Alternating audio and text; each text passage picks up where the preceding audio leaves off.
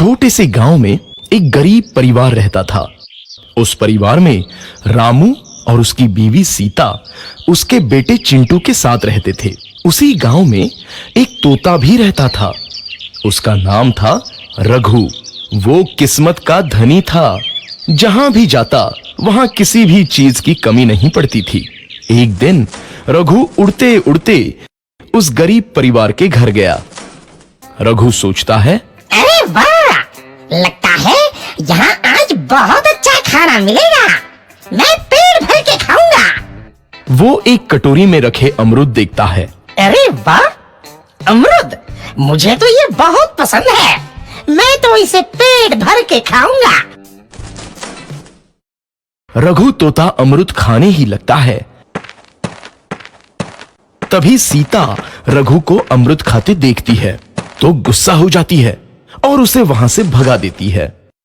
भाग यहाँ से, न जाने कहां से आ जाते हैं। मैं तो परेशान हो गई हूं इनसे। सीता के भगाने के बाद रघु चुपचाप से एक कोने में रहता है। धीरे धीरे उस परिवार की बरकत होने लगती है।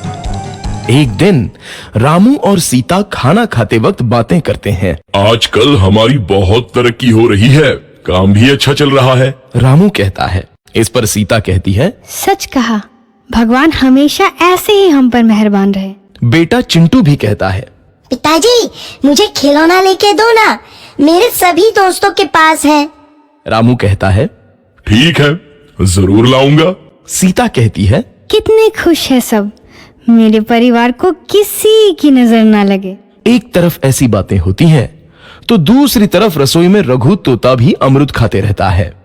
मजा आया, अमरूद खाया, मजा आया, अमरूद खाया, मजा आया।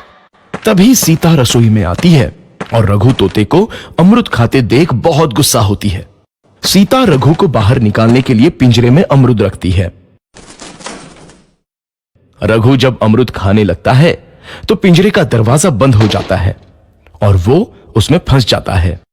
मुझे बाहर निकालो, मैं यहाँ फंस गया हूँ, मुझे बचाओ। अगले दिन सीता पिंजरा उठाकर बाहर दूर उस रघु को छोड़ देती है। रघु के जाते ही उनके घर आई बरकत धीरे धीरे कम हो जाती है। उन्हें बहुत घाटा होता है। सीता कहती है, ये क्या हो रहा है, अचानक इतना कैसे बदल गया?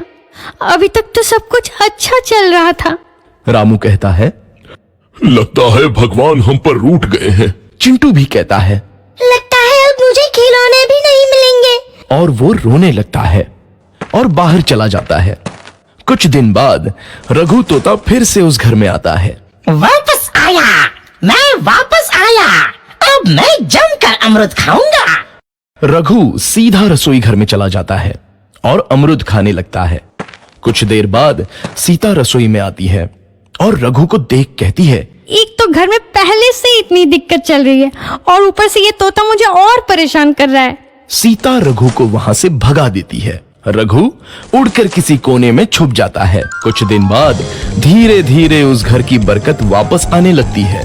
काम भी अच्छे से चलने लगता है।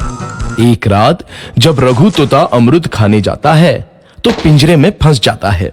ये लोग आखिर चाहते क्या हैं? एक तोते को शांति से अमरूद खाने क्यों नहीं देते? मैं कौन सा चोरी कर रहा हूँ? बस अमरूद ही तो खा रहा हूँ। तभी रामू वहां आता है और पिंजरे में रघु तोते को देख उसे बाहर छोड़ देता है। ये तोता भी कितना जिद्दी है, बार बार वापस आ जाता है। जैसे ही रामू रघु को छोड़ देता है, अगले दिन से फिर से उनके घर की बरकत जाने लगती है। काम में घाटा होता है। किसी को समझ नहीं आ रहा था कि ऐसा क्यों हो रहा है। रघु तोता घर आता है तो अचानक बरकत आती है और जब रघु तोता को बाहर निकालते हैं तो बरकत चली जाती है। एक दिन सीता रघु तोते के घर आने और बाहर जाने की स्थिति पर नजर रखती है। ये तोता जब भी घर आता है तो घर में बरकत आती है और जैसे ही ये घर से बाहर जाता है तो उसी के साथ बरकत भी चली जाती है। कहीं ये जादुई तोता तो नहीं है? अगली बार जब ये तोता घर आएगा तो मैं इसे कहीं नहीं जाने दूंगी। सीता रघु का बहुत इंतजार करती है, लेकिन रघु तोता दोबारा उस घर में कभी नहीं आता।